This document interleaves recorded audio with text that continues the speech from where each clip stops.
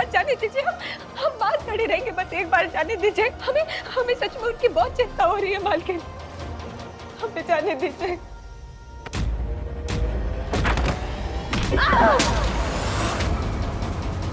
अपना मनहूस चेहरा ना हमारी अम्मा के सामने लाना मत तुम। निकल जा हमारी हवेली से तू।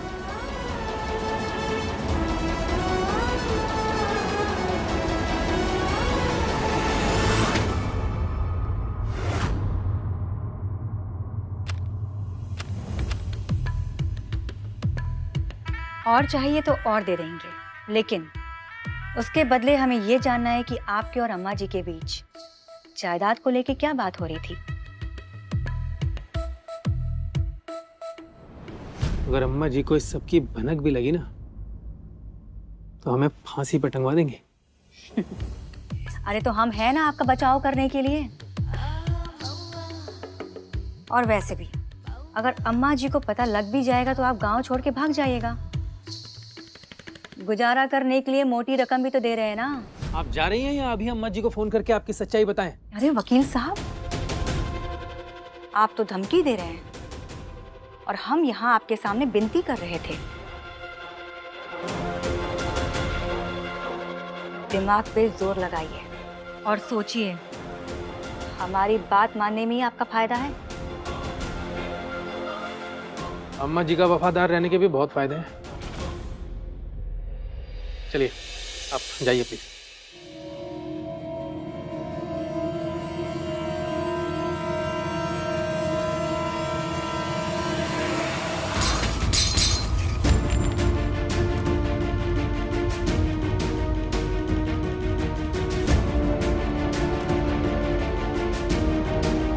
और अगर हमको नहीं बताया ना तो हम भी अम्मा जी को बता देंगे कि बीरेन जी के जिंदा रहते हुए आप उनके भरोसे का फायदा उठा के पार्टी के पैसों के साथ हेराफेरी करते थे।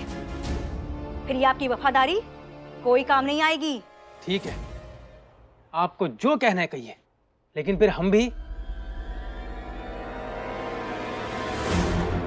आप अभी भी जो है सब कह रही थी ना, इसकी रिकॉर्डिंग अम्मा जी को सुना देंगे। हैं?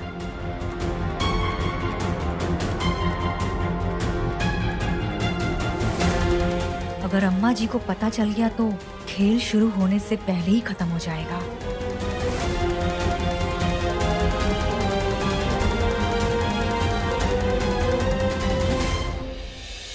अम्मा, अरे क्या हो गया हमारी अम्मा को अचानक? अम्मा होश में आओ।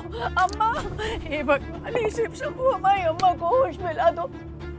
हम उल्टे पैर चल के तुम्हारे मंदिर आएंगे।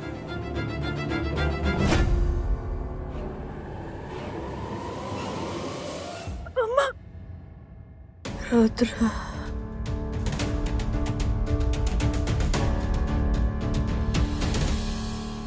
अम्मा जी,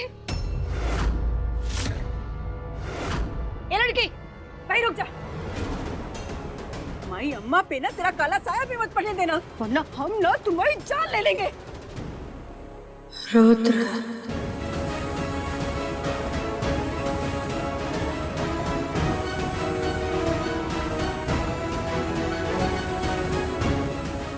ठीक है मालकिन, हम चले जाएंगे, लेकिन बस एक बार आप छोटे मालिक को बता दीजिए कि उनके जाने के बाद अम्मा जी की क्या हालत हो रही है।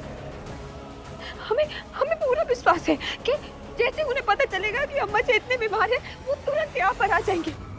अच्छा, अब तुम्हारे जैसी दो कौड़े की गवार हमको ये बताएगी कि हमें अपनी अम्मा का ध्यान कैसे रखना है। और वो रुद्र, उसे इतना ही प्रेम होता ना अपनी दादी से, तो हमारी अम्मा की ना ये हालत नहीं होती। हमारी अम्मा के लिए ना उनकी ये बेटी काफी है। हम अपनी अम्मा को कुछ नहीं होने देंगे। और तू खबरदार, जो अगर तूने चौखट के अंदर पैर रखा तो। मालकिन ठीक है, हम चले जाएंगे यहाँ से, लेकिन एक बार छोटे मालिक को बता दीजिए, क्या पता वो यहाँ आ जाए और अम्मा जी ठीक हो जाए। अच्छा, बहुत अच्छे से जानते हैं हम, तुम हमारे जले पे अपनी रोटियां सेकना चाहती हो ना? हाँ, रुद्र आएगा, अम्मा जी तुम्हारी शादी उससे करा देंगी, तुम्हारे सारे सपने पूरे हो जाएंगे। और तुम इस हवेली की मालकिन बन जाओगी।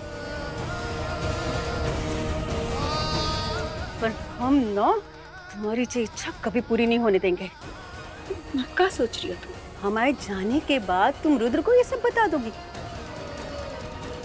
अगर तुमने जे सोचा भी ना तो हम ना तुम्हारे खाल उधेड़ देंगे, समझी?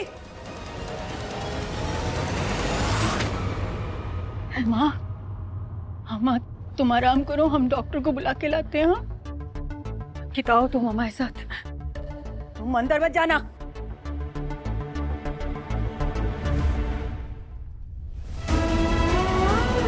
रुद्र कहाँ है? अम्मा जी की हालत तो बहुत खराब है। हम इसे हाथ पर हाथ धरे नहीं बैठ सकते। रुद्र, पार्वती मैया, कोई तो रास्ता दिखाइए हमें, कोई तो रास्ता दिखाइए।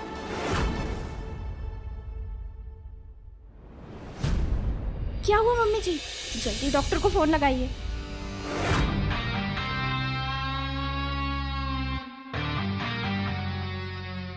ये सोफा देख रही हो, ये कोई आम सोफा ना है, ये वो सिंहासन है जिस पे हमारी अम्मा बैठ के ना बुंदेला परिवार की किस्मत के फैसले लेती है। पर आज ना ये सिंहासन हमें बुला रहा है और हमारे कानों में आके बोल रहा है कि आओ और इस पर बैठ जाओ। कह रहा है कि अब ना इस पर घर के नए मुखिया के बैठने का समय आ गया है। वाह मम्मी जी, वैसे भी इस घर में अगर किसी में वो शाही अंदाज है ना तो वो सिर्फ आप ही में है। हम बिल्कुल ना सच बोल रहे हैं। अरे जे तो पता है हमें, बस अब अम्मा ना जल्दी से इस सिंहासन को अलविदा कर दे। अरे उसके बाद तो हम हमेशा हमेशा के लिए ना यहाँ चौकड़ी मार के बैठ जाएंगे और फिर इस घर पर राज करेगी कामिनी देवी। बड़ा तो भगवान को प्यारा हो गया और छोटे अपने प्रेमिका के साथ अलग हो जाएगा। और वो सरोज, वो तो इस हवेली को वारिस ना देख पाएगी। अब इसका क्या मतलब हुआ? हाँ? अरे अम्मा के भगवान को प्यारे होते ही हम अपने मकसद में कामयाब हो जाएंगे। लेकिन उससे पहले ना अम्मा को होश में लाना बहुत जरूरी है, ताकि अम्मा अपने हाथों से ना सारी जमीन जायदाद